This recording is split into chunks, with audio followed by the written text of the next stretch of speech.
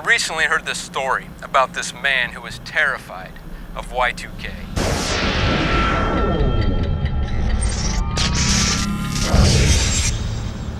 He was sure that all hell was going to break loose. Acid rain was going to fall from the sky.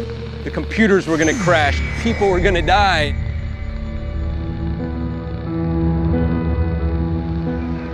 He tried to warn people, but everybody thought he was crazy. Even his own wife left him. But he was convinced that they were the crazy ones, that they were the ones making the mistake.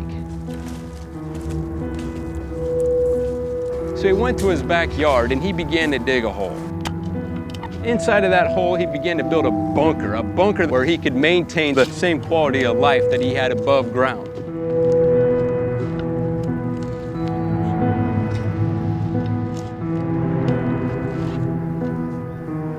And so just before Y2K hit, he crawls inside of his bunker all alone.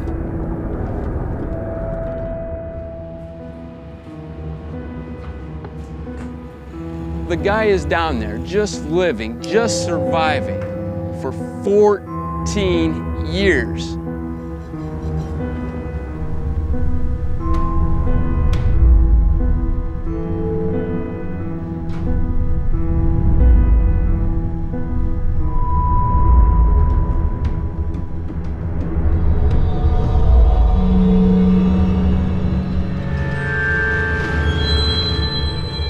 Finally, he gets restless, and he just has to know what happened on the outside of his bunker.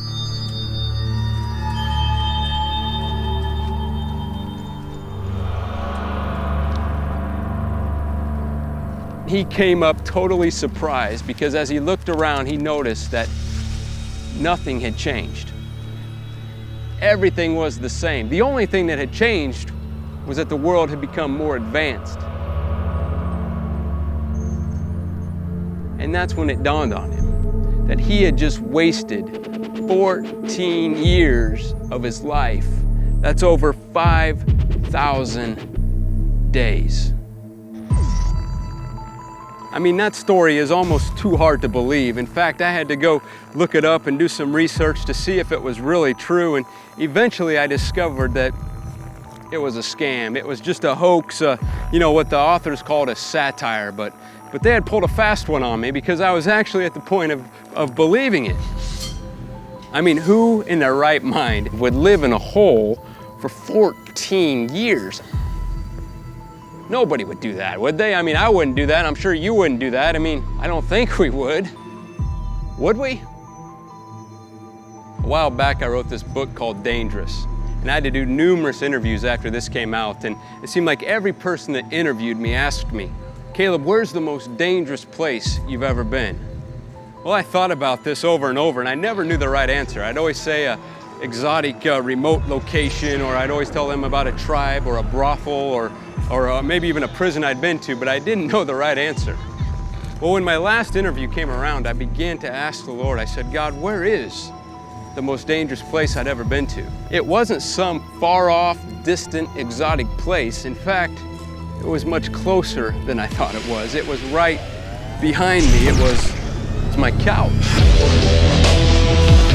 And I kind of laughed and I said, Lord, that can't be you. That doesn't make any sense. But the more I thought about it, the more it did make sense.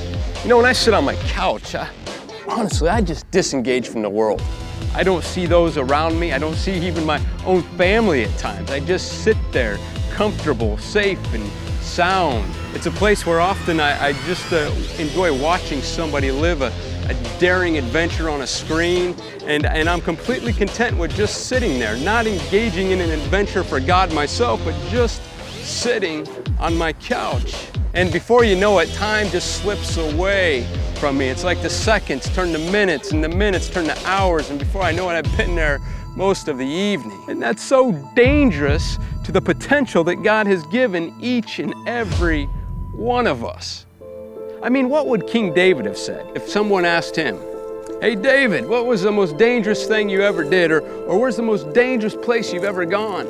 Well, we'd be quick to think that he would talk about fighting Goliath or fighting the Philistines with Eleazar or maybe even when he was running from King Saul. But I don't think David would share any of those stories. I think David would actually share the story that's found in 2 Samuel chapter 11, maybe almost word for word. It was in the springtime when kings normally go out to war, but I stayed home.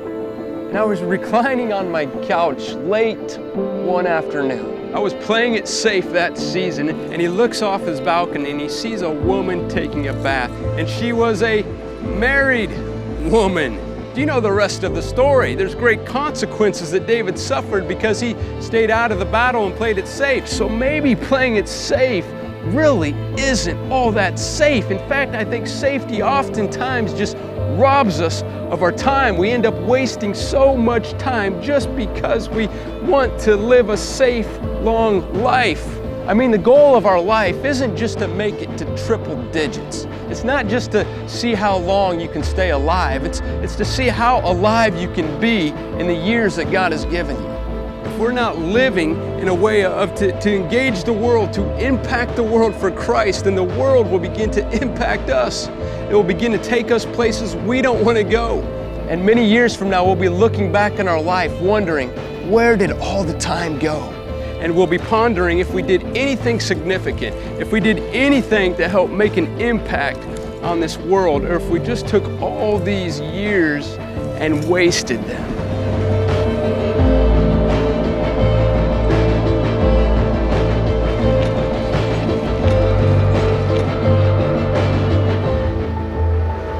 We watch television an average of 5 hours a day, which means we spend 5 hours a day on the couch. So by the time we're 70 years old, we will have spent 14 years on the couch. That's over 5,000 days. All of a sudden, that Bunkerman is starting to look a lot like us. And we thought he was crazy. But maybe that Bunkerman was right. Maybe we are the crazy ones.